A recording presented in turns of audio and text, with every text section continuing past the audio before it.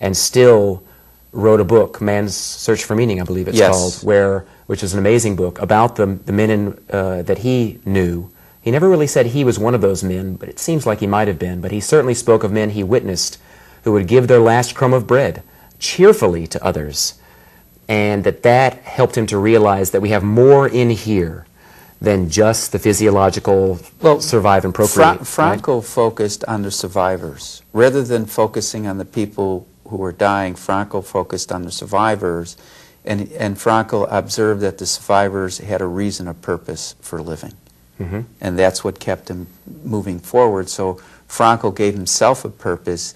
He decided that he was going to teach his logotherapy at hospitals, clinics, medical schools, universities, colleges, etc. Once he got out of the concentration camp, and he did. And he discovered what I've been discovering on not quite the clinical level, but that, you know, forgiveness functions, and love really does help people to remember their true selves and to change their behaviors. Yeah, it really is effective. When we forgive, doesn't that change us physically, biochemically, change our brain? I do not know the research on that. I'm sure there is a lot. I have experienced it personally.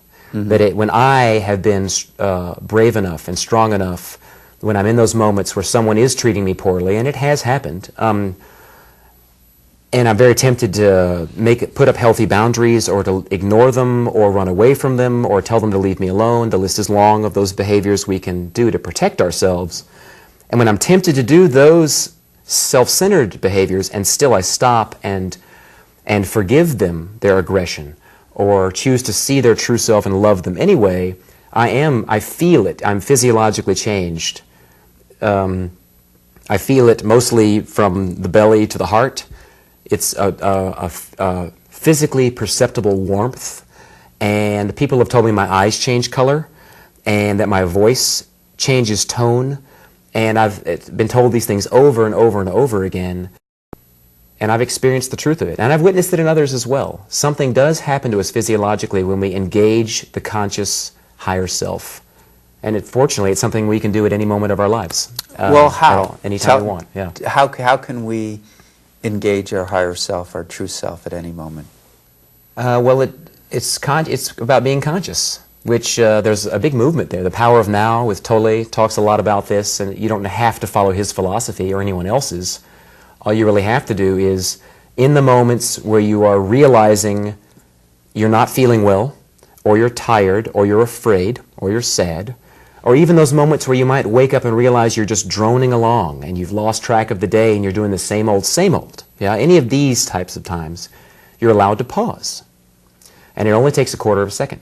And the reptile brain, when you pause, stops a moment, and your neocortex, not only the neocortex, but your center of consciousness is allowed to turn on. And all of a sudden your routines are set aside, the past is set aside, worries about the future are set aside, and there you are in that moment.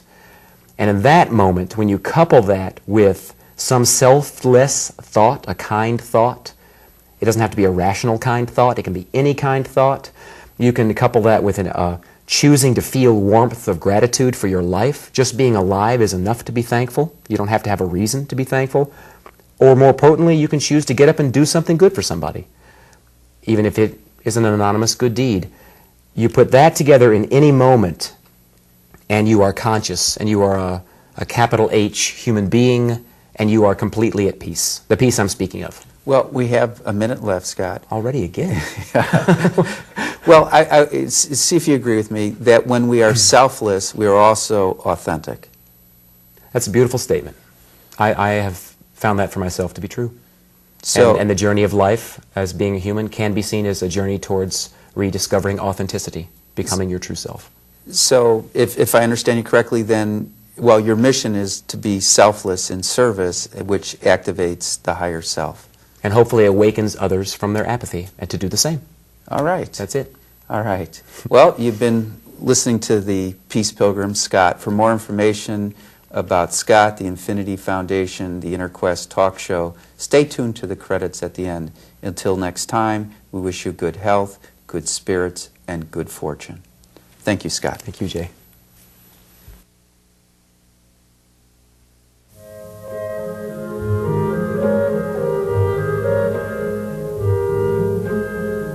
For more information about this show, our guests, Infinity Foundation, or any of our other programs, please visit our website, infinityfoundation.org, or call us at 847-831-8828.